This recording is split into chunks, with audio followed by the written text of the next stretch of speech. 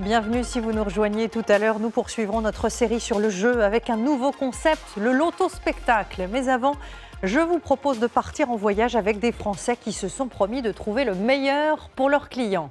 Le premier est surnommé l'œnologue du miel. Il va dénicher au sud de l'Inde les tout derniers chasseurs de miel sauvage du pays. Le second, lui, est maître parfumeur au sein de la maison Guerlain. Quant à la troisième, c'est sur l'île japonaise d'Amami qu'elle va chercher les kimonos les plus précieux, mais aussi, vous allez le voir, les plus chers de l'Empire du Soleil Levant. Du Japon à l'Inde, la quête des produits d'exception. Un grand reportage signé Clémence Bragard et Hélène Ekman.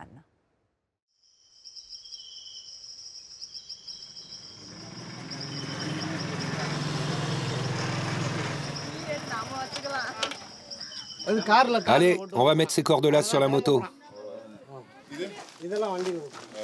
Ok, je pense que nous avons tout le matériel. Tout me semble prêt. On va se mettre en route. Ok, donc je monte avec China sur la moto. Allez, viens, monte. La récolte, c'est très stressant. On ne sait jamais ce qui va se passer. Faire de la moto en Inde, ouais, c'est un petit peu une nouveauté. Alexandre Stern est un chasseur de miel. Il s'est lancé sur la piste du nectar, le plus rare au monde. Là, c'est vraiment l'aventure. Je ne m'imaginais jamais aller chercher du miel dans ces conditions-là. C'est des moments dont je vais me souvenir toute ma vie. Ce miel d'exception se cache au cœur du Tamil Nadu, en Inde du Sud. Donc là, on a les montagnes devant nous. On va aller chercher le miel sauvage. Pour l'aider, une quinzaine d'hommes, les seuls qui ont bien voulu l'accompagner dans cette expédition périlleuse. Ce miel se récolte à flanc de falaise. Alexandre, tu dois vraiment faire très attention. Il y a des serpents et des insectes venimeux ici. Tu dois être très prudent. Je pense que les dangers de la forêt, les insectes, les serpents, on n'y pense même plus après tout cet effort pour arriver en haut. Et puis ce qui nous attend avec les abeilles, on ne peut pas penser à tous les dangers, sinon on n'avance plus. Comme Alexandre, ils sont une poignée à avoir transformé leur vie en quête perpétuelle. Bonjour. Vous savez où je peux trouver l'atelier de teinture? Comme Sono, cette Parisienne d'adoption et collectionneuse de kimonos. C'est joli quand même. Sa dernière obsession, mettre la main sur l'une des étoffes les plus rares au monde, quoi qu'il en coûte. Celui-ci avoisine les 60 000 €. 60 000? Thierry Vasser, lui, doit trouver l'essence de son prochain parfum. Plus pétillant, plus dynamique. Il va falloir chercher. Il est le nez de la maison Guerlain et pour créer une nouvelle fragrance, il commence par prendre la route. C'est une chasse au trésor perpétuel. L'Italie pour le parfumeur, une île japonaise pour le kimono de Sono et l'Inde pour le miel sauvage d'Alexandre.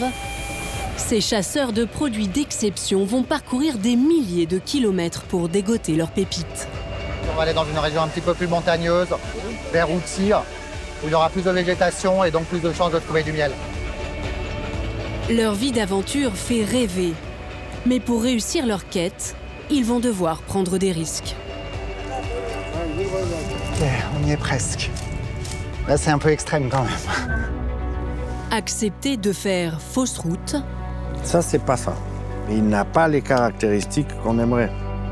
Et affronter la colère des éléments. Il y a quelque chose qui se passe pas comme prévu. Leur arme secrète, l'obstination, avec à la clé des dénouements inespérés. C'est bon. C'est bon. C'est bon. Rencontre avec ces explorateurs des temps modernes.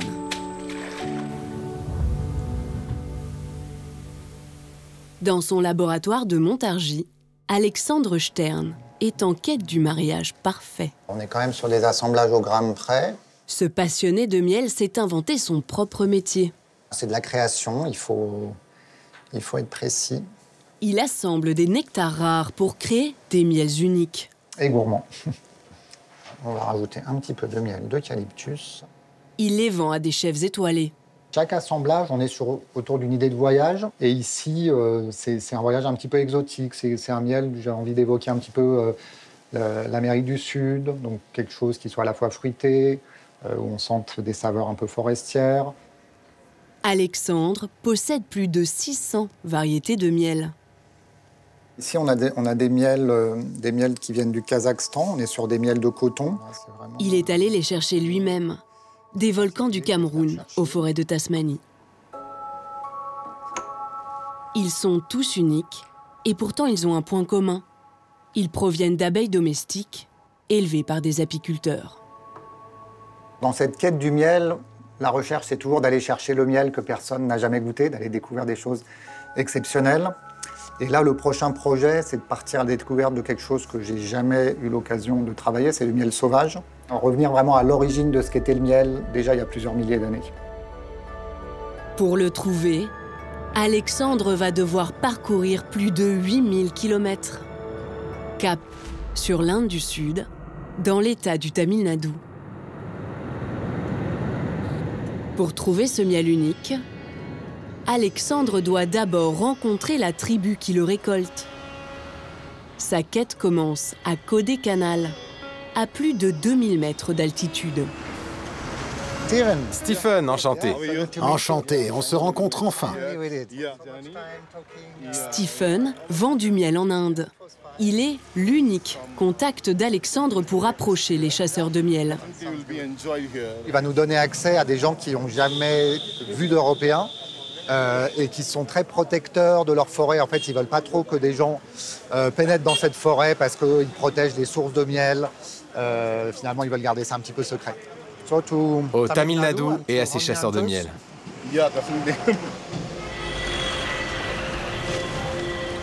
En Inde, seule une poignée d'hommes risquent leur vie pour récolter ce précieux nectar. Ils vivent au pied de ces montagnes, les Ghats orientaux. Elles abritent ces sources de miel si convoitées. Donc c'est ici qu'ils vivent. Le plus célèbre de ces chasseurs habite ici, dans le petit village d'Ayalour. Alexandre, je te présente Chinnasamy, le chasseur de miel. Il est vraiment incroyable. Il peut escalader n'importe quelle montagne de la région. On dirait pas, mais il a plus de 50 ans. C'est le dernier chasseur de miel du Tamil Nadu. Donc là, China, tu es en train de préparer ton équipement. Oui, je vais te montrer avant de partir. Le miel, on le récolte à flanc de falaise. On va accrocher ces cordes autour de ces cerceaux en bambou et moi, je vais prendre appui dessus. Je reste suspendu dans le vide pour récolter le miel et une autre corde me sert de filet de sécurité. La tradition, tout comme l'équipement, reste ancestrale. On vérifie qu'il n'y ait pas de petites morsures de rats, de petites égratignures qui pourraient rendre l'expédition périlleuse. Il faut être préparé, hein. C'est quand même une expédition un petit peu dangereuse.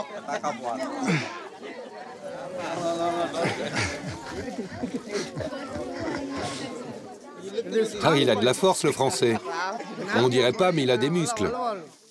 C'est bon, tu peux faire partie de l'expédition. Je pense qu'il y aura une petite montée d'adrénaline quand on sera face à ces abeilles qui font quand même à peu près cette taille-là. Là, pour l'instant, on est dans la préparation, donc on est concentré, le matériel est prêt. Quand on sera face aux abeilles, ce sera un petit peu une autre affaire. C'est la première fois que nous prenons un étranger avec nous pour la chasse au miel. C'est une grosse responsabilité. Ces montagnes sont dangereuses, il peut chuter. Je vais tout faire pour le ramener vivant. L'expédition va durer plusieurs jours, en totale autonomie. Alexandre ne le sait pas encore, mais il est sur le point de vivre la quête la plus extrême de sa vie.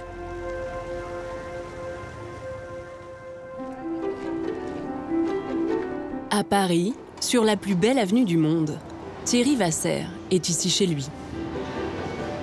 Bonjour Thierry, comment allez-vous? Ça va bien? Oui, quel plaisir. Mais comme d'hab. À 61 ans, ce maître parfumeur est l'un des plus réputés au monde. Oh, hello. Bonjour. Do you like Ça te plaît? It's nice. Elle est timide.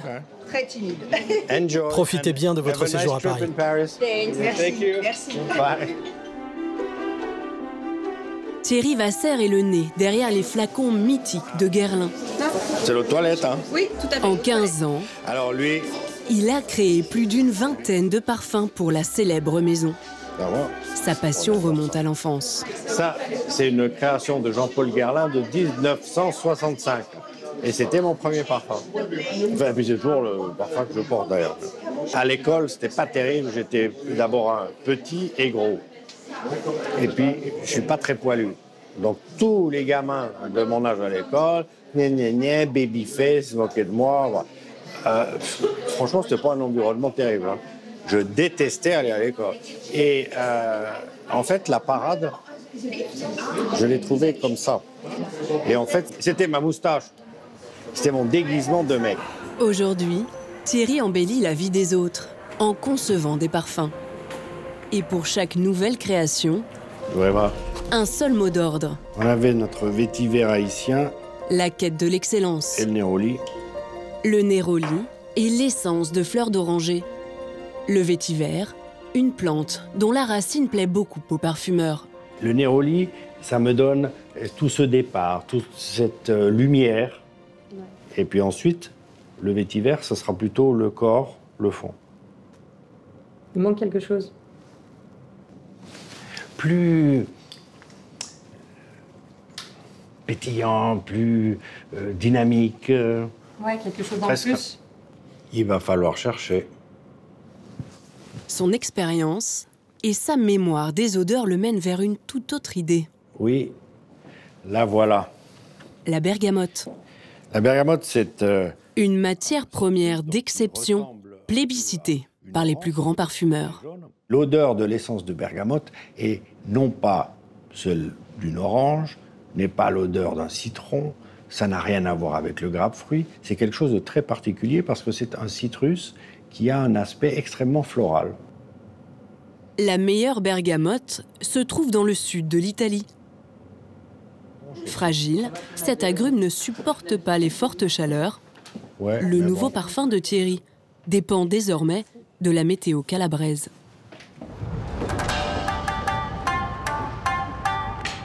Dans les rues parisiennes, Sono Fukunishi ne passe pas inaperçu. Il y a 20 ans, cette japonaise arrive en France avec une ambition secrète, devenir l'ambassadrice du kimono dans notre pays. Dans sa boutique, chaque vêtement traditionnel raconte une histoire. Par exemple, celui-là, avec des manches très longues, ça s'appelle le fuisode. Et normalement, c'est de type de kimono formel porté par femmes célibataires. Robe de mariée, donc c'est la seule kimono qu'on traîne vraiment par terre. Et aussi, il y a beaucoup de broderies. Depuis le 7e siècle, le kimono incarne l'âme du Japon. Objet de luxe pour les uns, œuvre d'art pour les autres, certains sont les deux à la fois, comme les kimonos amami. Ils sont faits d'une soie si rare que Sono n'en possède qu'une toute petite broche. C'est une broche fabriquée par une créatrice japonaise qui utilise des tissus de kimono très rares. Donc là, je vais aller chercher ce tissu très rare au Japon, plus précisément le île d'Amami Oshima.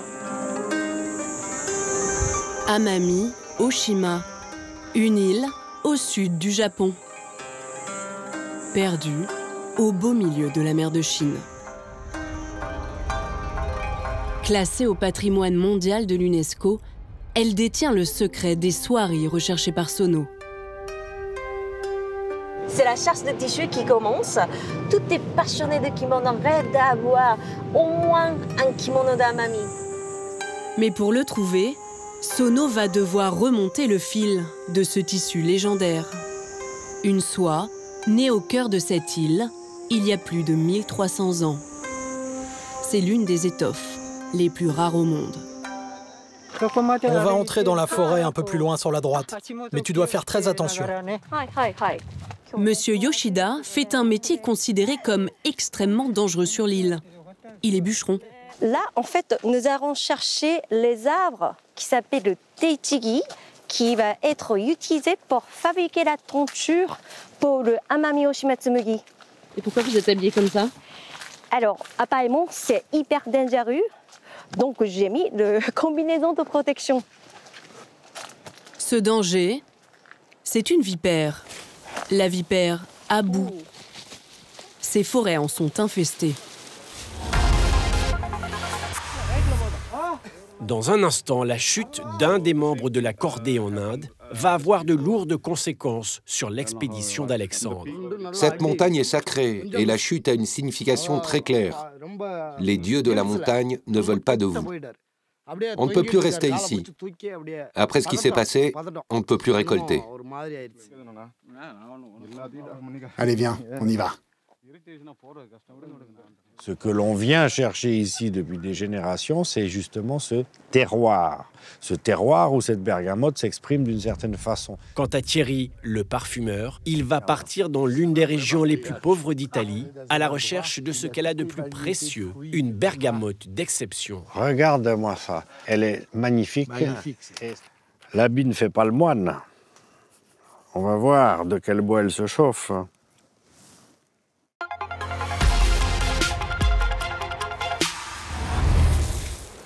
Mais qu'est-ce que vous faites?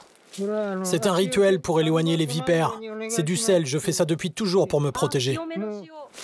La voie est libre pour trouver le teishigi, cet arbre endémique, indispensable pour teindre la soie Amami Oshima.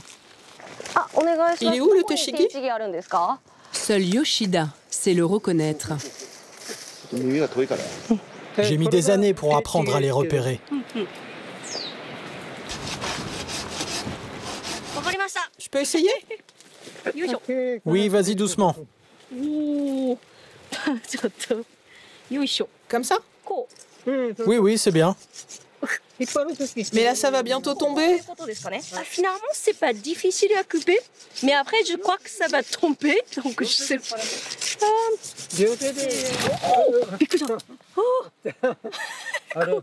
Je dois tenir le tronc. Regarde la couleur. Il est tout rouge. On dirait du jambon. Regarde, on reconnaît la bonne qualité d'un teishigi à sa couleur rouge. Plus c'est rouge, mieux c'est. Ça veut dire que c'est riche en tanins. Et donc, ça va mieux teindre la soie. C'est ça le secret de la soie Amami Oshima? En tout cas, c'est la base d'une bonne teinture.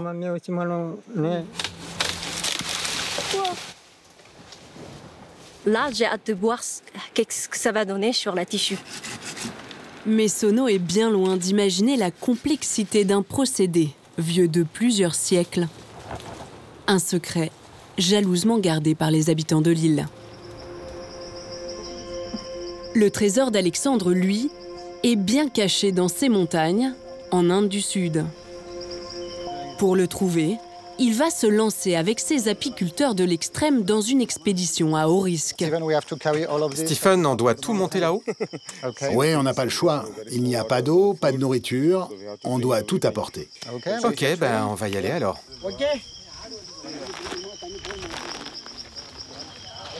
Une journée de marche, sous 40 degrés. Mais ce n'est ni la chaleur, ni le dénivelé qui accable le plus Alexandre. Toujours pas beaucoup de traces de fleurs. Donc pas forcément très bon signe. Plus l'équipage avance, plus la récolte du miel devient incertaine. Et le plus dur reste à venir, comme ces dalles escarpées qu'il faut traverser.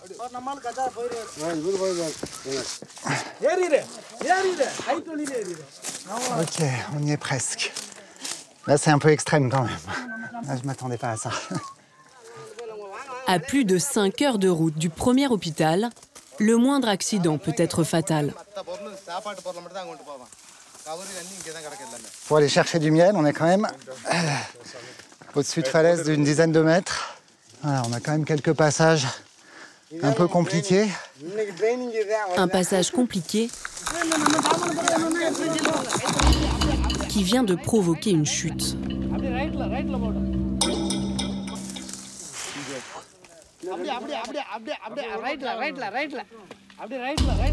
Un homme a lâché la corde pendant l'ascension. Comment tu te sens? Fais voir. Tu es blessé ici et là aussi. Il aurait pu y passer. Hein. J'ai glissé. Je ne sais pas ce qui s'est passé. Le traducteur de l'expédition, encore sous le choc, a fait une chute de plusieurs mètres. Donc il est tombé d'une falaise, un passage un petit peu difficile avec les cordes. Et maintenant l'équipe voit ça comme un mauvais présage. Et donc ils ne veulent plus aller chercher le miel. Tu t'es cogné la tête sur les rochers. On t'a retrouvé en bas, inconscient. On a eu très peur. Cette montagne est sacrée et la chute a une signification très claire. Les dieux de la montagne ne veulent pas de vous. On ne peut plus rester ici. Après ce qui s'est passé, on ne peut plus récolter. Allez, viens, on y va. Alexandre n'a pas le choix. Il doit rentrer avec le groupe sans son miel. Mais il n'est pas du genre à abdiquer. Et sa quête va l'emmener dans l'une des régions les plus sauvages de l'Inde.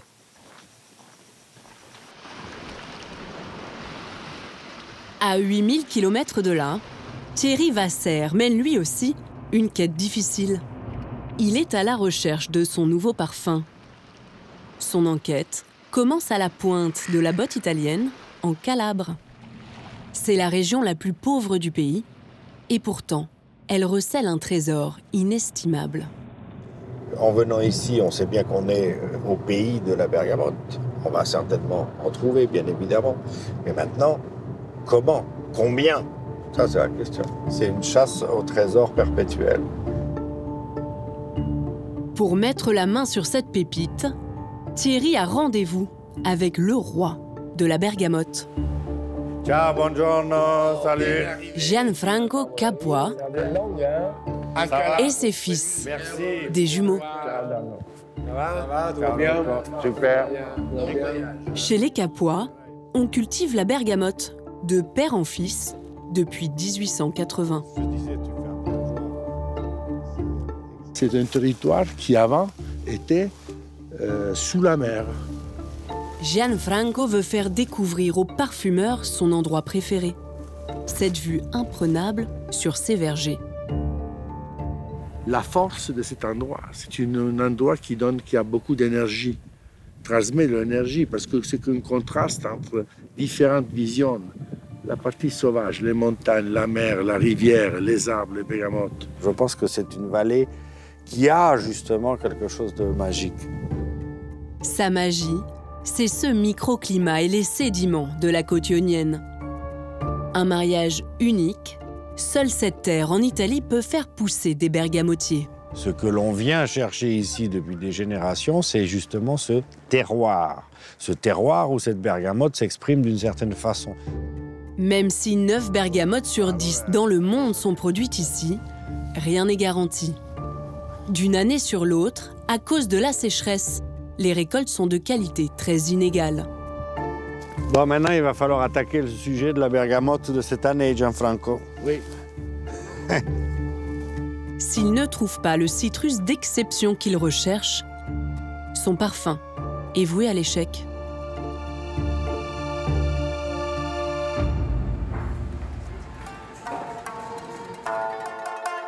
Au Japon, sur l'île d'Amami-Oshima, Sono suit le fil de son enquête.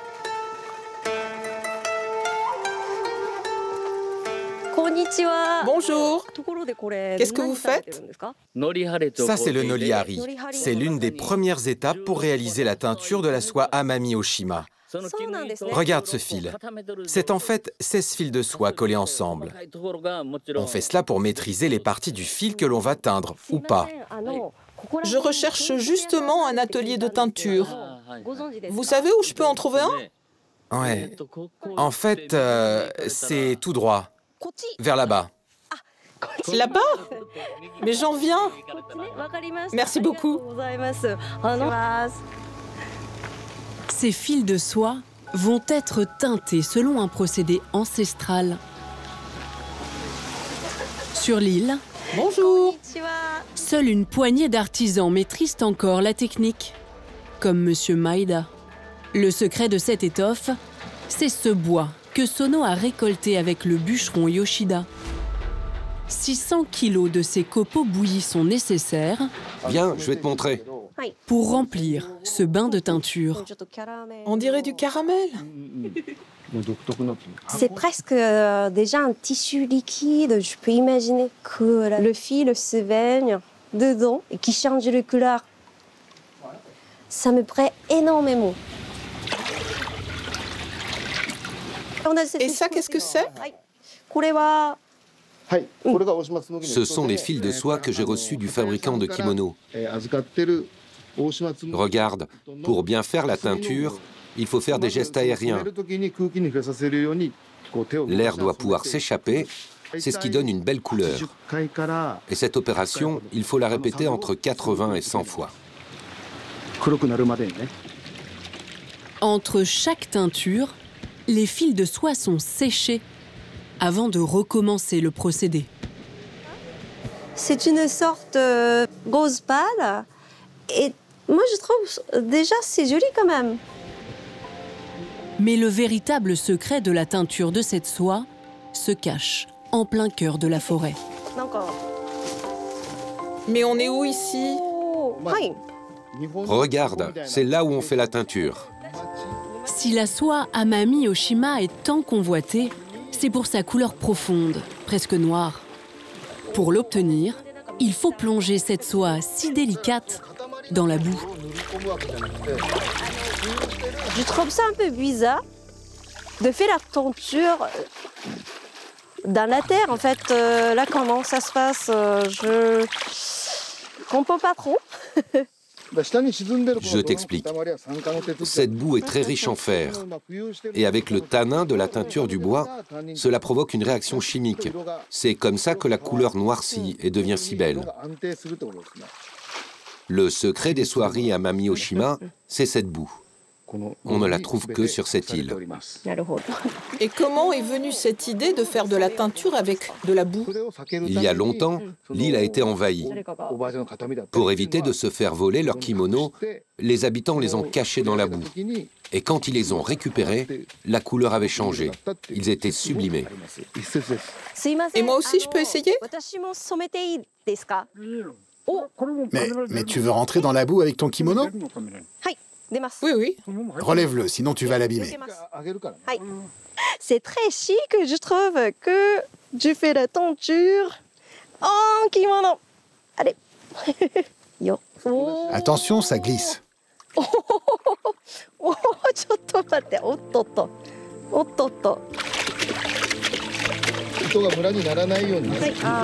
C'est bien comme ça qu'on fait?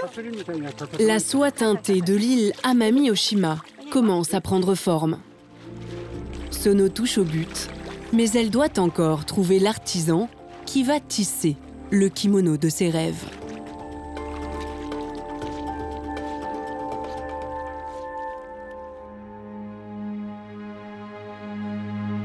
En Italie, c'est dans ces vergers calabrais que Thierry Vasser espère bien mettre la main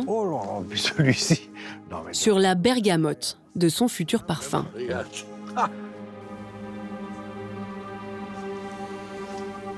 En voilà des belles, mais un peu vertes. Hein? Ça, c'est vert encore. Ouais.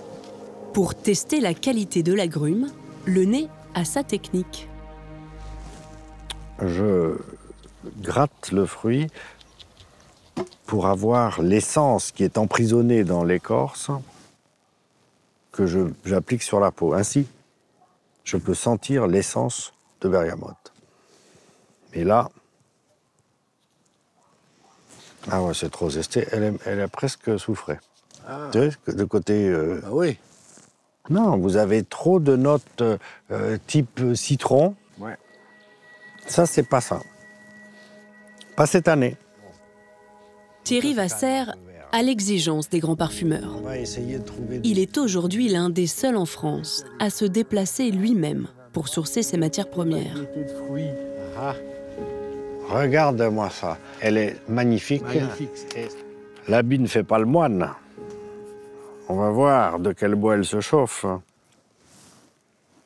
Alors, je sens un fruit qui est à maturité pour moi. C'est-à-dire qu'il a toutes les caractéristiques de fraîcheur citrus, typique de la bergamote, mais en plus qu'il a une amabilité florale qui est extraordinaire. Et je pense que là, on est tout à fait dans ce qu'il nous faut. Il semblerait que le parfumeur ait trouvé sa perle rare. C'est déjà pas mal d'avoir trouvé ça. Au travail. Maintenant, il faut faire. Travail. La prochaine étape, c'est l'extraction de l'essence des bergamotes. Une transformation qui a lieu dans l'usine de la famille Capois, supervisée par le fils. Dans ce véritable coffre-fort d'agrumes, 500 tonnes de bergamotes attendent d'être transformées en huile essentielle. Maintenant, la vérité, ce sera après l'extraction. Au niveau de la quantité, je ne suis pas inquiet. Maintenant, j'ai l'angoisse de sentir. Voilà.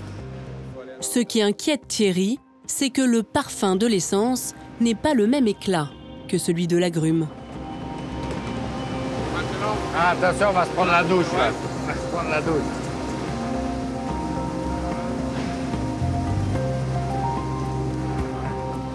Nettoyer, trier, puis râper, car c'est dans son zeste qu'est conservé le vrai trésor, l'essence de bergamote.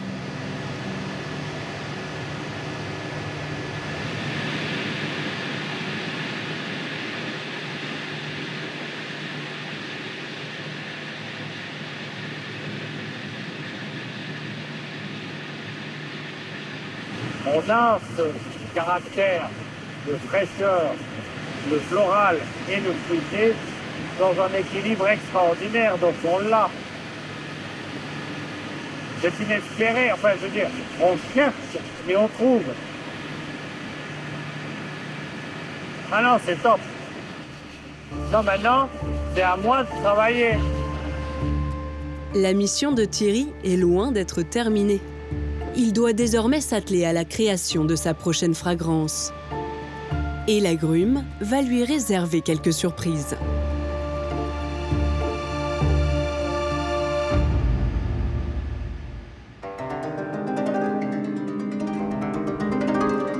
Au sud du Japon, sur l'île d'Amami-Oshima, Sono, accompagné d'une amie créatrice, est sur le point de faire une rencontre déterminante pour sa quête.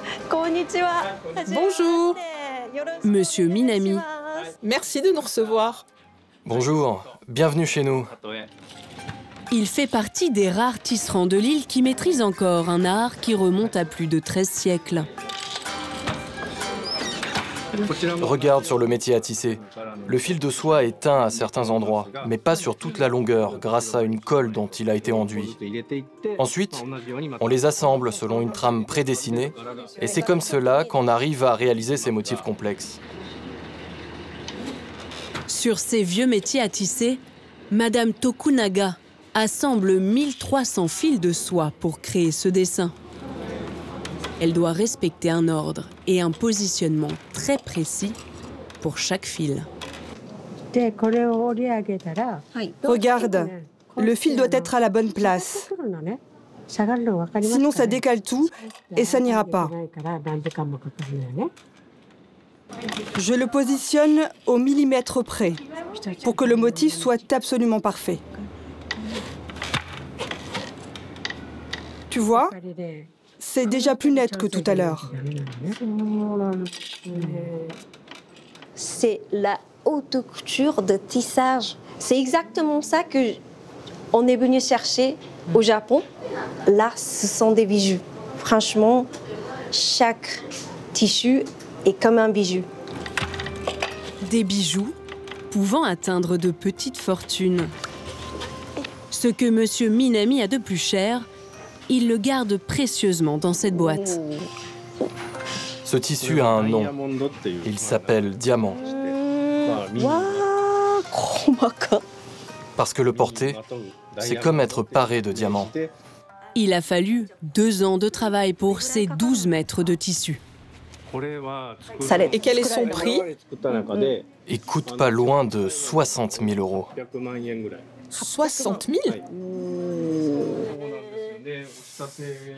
Trop cher pour la collectionneuse. Son budget est de 6 000 euros.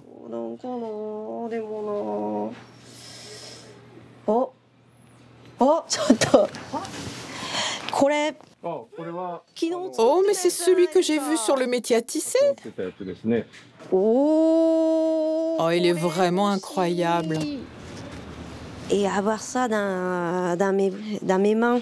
Et coup, imaginons que je porte ça. Waouh. J'ai hâte. Et celui-ci, combien il coûte? Celui-ci vaut 1 200 000 yens. Combien? C'est 8 700 euros à peu près. Vous êtes prête à payer? Mais je suis prête à payer pour celui-ci. Arigatou gozaimasu.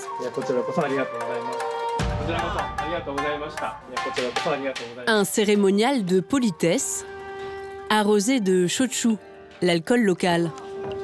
C'est la meilleure façon de conclure un dîner, de boire le shochu.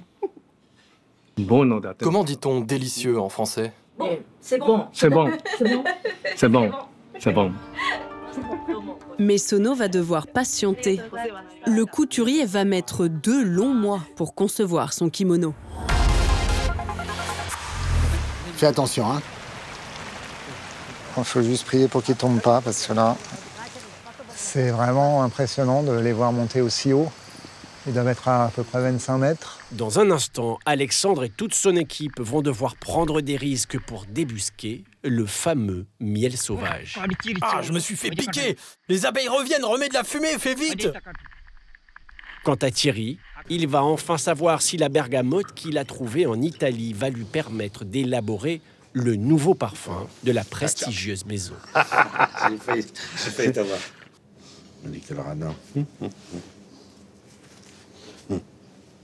Elle est belle. Hein. Elle est belle.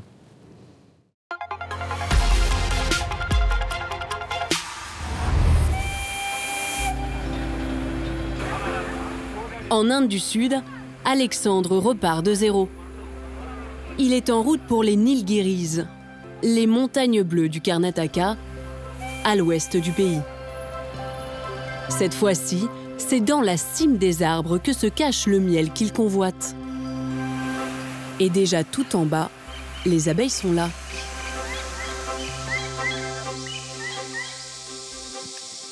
Apis cerana, les abeilles sauvages indiennes. Elles sont un petit peu différentes de nos abeilles domestiques européennes, elles sont un peu plus petites. Et je pense qu'on aura un miel très typé. On touche au but.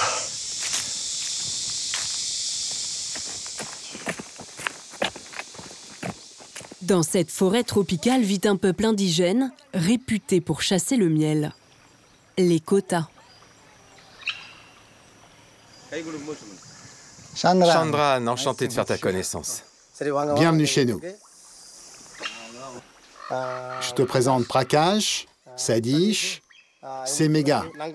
Ensemble, on va aller chercher le miel.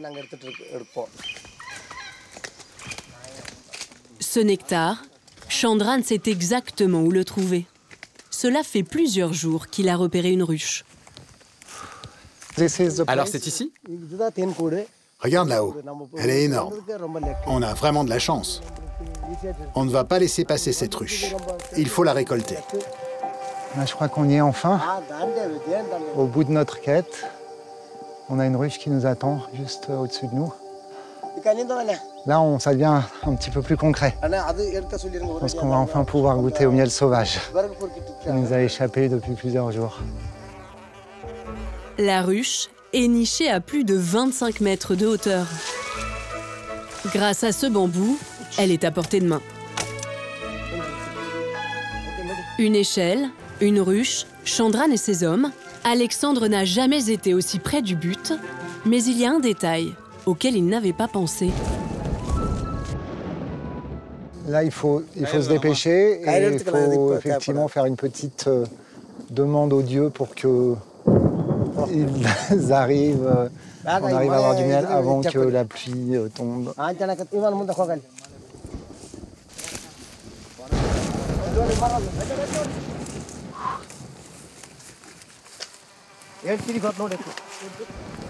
S'il se met à pleuvoir, les chasseurs de miel ne pourront plus récolter. Mais Alexandre va devoir prendre son mal en patience. Car chez les Kotas, pas question de récolter sans puja. Un rite pour invoquer les dieux.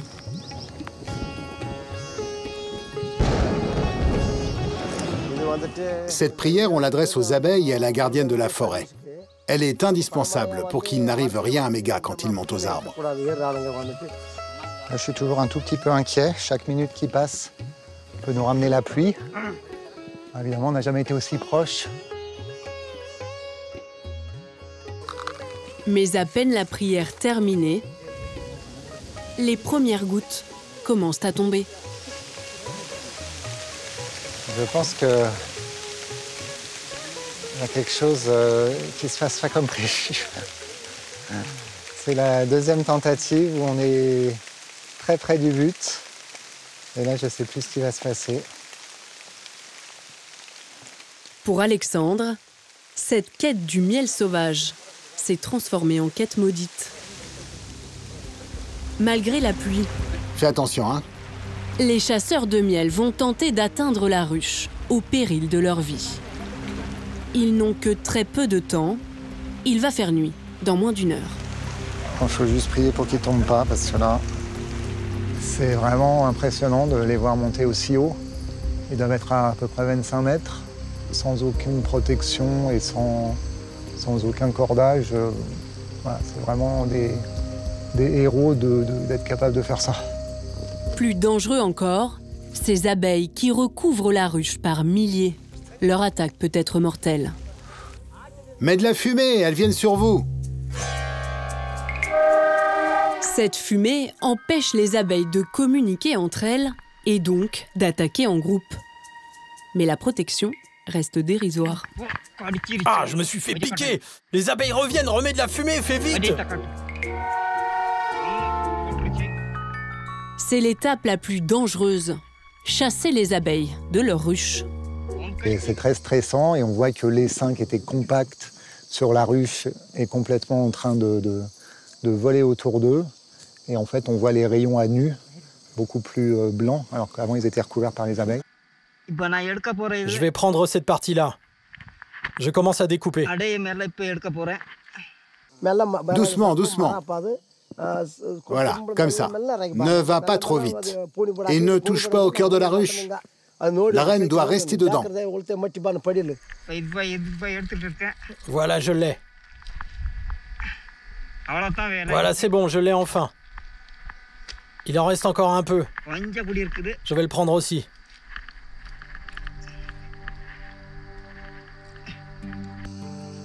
Allez, descends-le doucement. Le rêve d'Alexandre ne tient plus qu'à un fil. Goûter ce miel sauvage, presque providentiel. Et voilà, le miel tant attendu. C'est bon, on l'a. Descend du ciel, là. C'est quand même une expérience extraordinaire de vivre ça. Et voilà ce qu'on était venu chercher.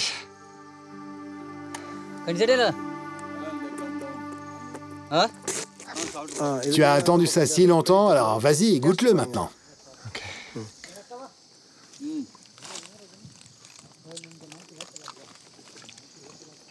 Voilà, ce produit tant mérité. C'est quelque chose de complètement unique. C'est encore à température de la ruche, c'est-à-dire que là, on a du miel qui est à 36 degrés, parce que la ruche est toujours maintenue à température, avec évidemment la cire, c'est comme un gâteau de miel. C'est un produit vraiment incroyable. C'est un retour à nos origines, finalement. Ça a été le premier sucre de l'histoire de l'humanité. Donc c'était ça qui nous a fait connaître le goût sucré. Il reste encore une étape primordiale. Juger la qualité gustative de ce miel. Et pour cela, Alexandre va rencontrer l'un des meilleurs pâtissiers au monde.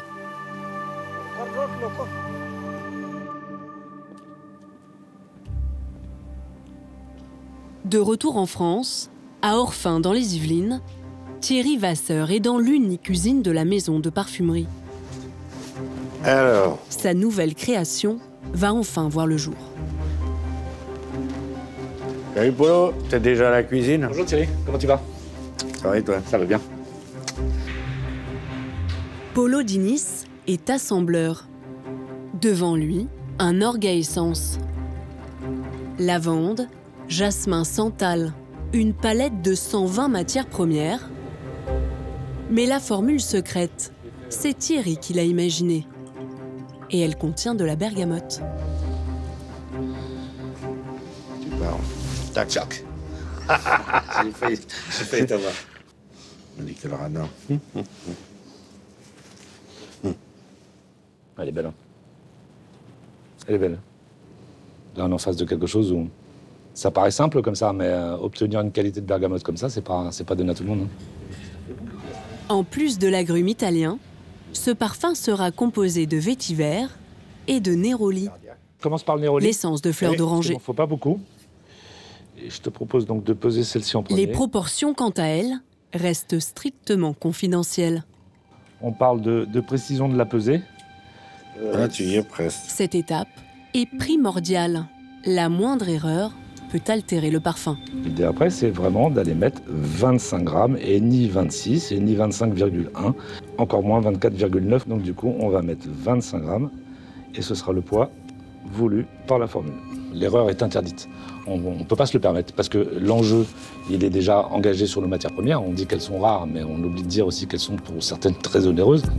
Chaque goutte représente plusieurs centaines d'euros. Donc là, on a notre néroli. On va au vétiver.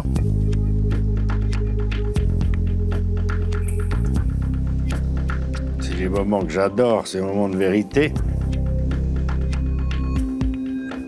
Et c'est toujours extrêmement émouvant de voir la première fabrication d'un parfum, parce que c'est une véritable naissance.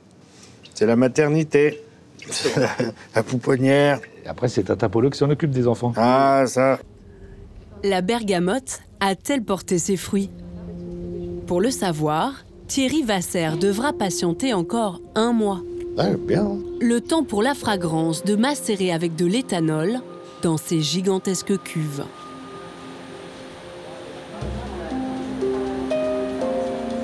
Pendant ce temps-là, place Vendôme. C'est le moment de vérité pour Alexandre Stern et sa fabuleuse découverte. Il a rendez-vous dans un palace parisien avec une célébrité de la gastronomie française. Vois-tu bien? Voilà ce que je t'ai ramené d'âme. Bon, bah allez, on y va, c'est parti. Moi, je te suis. François Perret a la réputation d'être l'un des meilleurs pâtissiers du monde. Et il n'en fallait pas moins pour savoir ce que valait vraiment la trouvaille d'Alexandre. Allez, voilà, fameux miel. On va juste le refiltrer pour être sûr qu'il n'y ait pas des petites particules d'abeilles ou de cire. C'est la première fois que je goûte un miel sauvage. Donc déjà, la texture est assez folle. Alors le goût, j'en sais rien. Il faut goûter, quoi. Hein, on y va? Vous êtes prêts? S'il est considéré comme l'un des meilleurs, c'est parce que François Perret est intransigeant. Il est étonnamment peu sucré, quoi. Et donc, du coup, la première chose qui me vient à l'esprit, c'est est-ce qu'il sera assez sucré pour le dessert? Presque. Pour le savoir, il va se lancer dans l'élaboration d'un des desserts qui a fait sa réputation, le tacos de miel. Donc, et c'est là qu'il se passe la magie. La magie de la ruche. Pour lui rendre hommage, François Perret en a fait une gaufrette.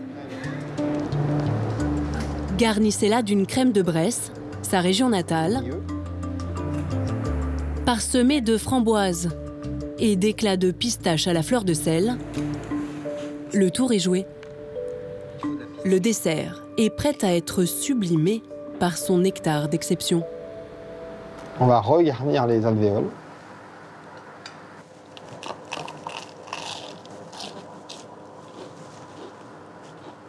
Ça marche pas? C'est vrai que ça marche pas très bien. Ce qui semblait être le point faible du miel va en fait devenir son meilleur atout. Son vrai plus, c'est qu'il est beaucoup moins sucré. Donc pour nous qui sommes toujours dans cette recherche de l'équilibre et du juste sucre, bah c'est très important d'avoir un produit justement qui quelque part a la typicité du miel, mais avec un cran en dessous en termes de sucre. Donc oui, là maintenant, sa mission, ça va pas être juste de me ramener un pot, ça va être de me ramener un pot, mais régulièrement.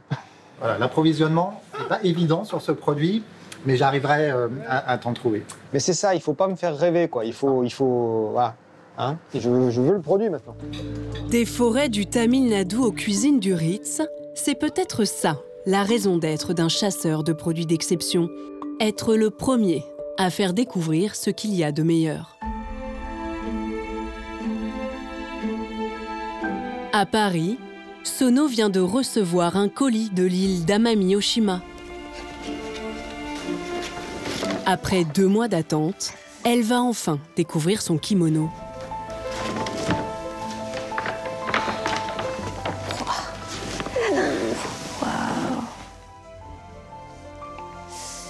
Alors, c'est trop beau.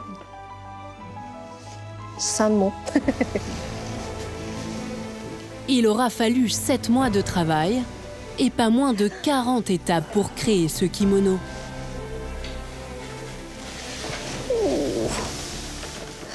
Cette étoffe unique va devenir la pièce maîtresse de sa collection. Ça n'a rien à voir avec les autres, c'est juste waouh. Mais bon, avant que ce tissu n'était pas terminé, j'étais déjà amoureuse de ce tissu, mais en portant, en enveloppant avec ce tissu-là, c'est comme si, voilà, ça colle avec mon âme, c'est comme mon âme sœur.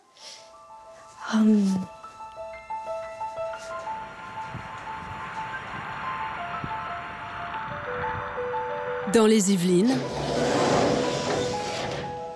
Thierry Vasser est de retour dans son usine avec Polo Diniz, son bras droit. J'ai hâte, mais aussi il y a un peu d'appréhension. Pas faire durer le suspense plus longtemps. Ah.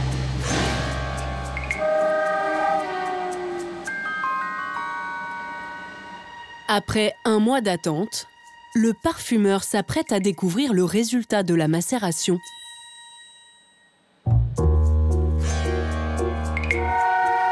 Ben, sens. Je connais cette tête. Déjà, je suis rassuré. Sens.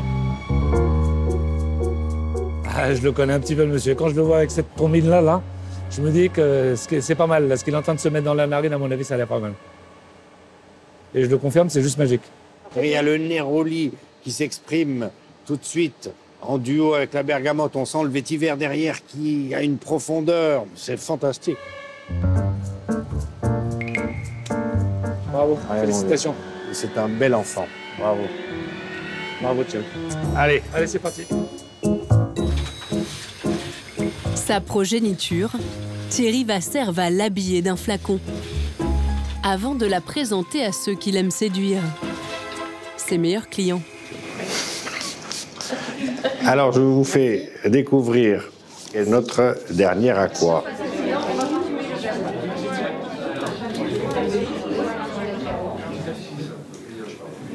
Il est léger. Mais moi, j'ai pas le nez de Thierry, je voudrais bien. C'est la joie de vivre, en fait. C'est ce que ça m'évoque.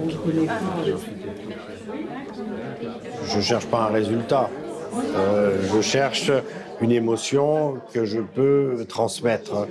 Et lorsque la traduction de cette émotion est bonne, c'est-à-dire qu'elle est comprise, je peux pas être autrement que serein, heureux, reconnaissant. La bergamote calabraise va maintenant partir à la conquête du monde à travers cette fragrance qui sera commercialisée sur les 5 continents. Thierry, lui, reprendra la route à la recherche d'autres matières d'exception dans l'espoir d'inventer, encore et toujours, de nouvelles senteurs.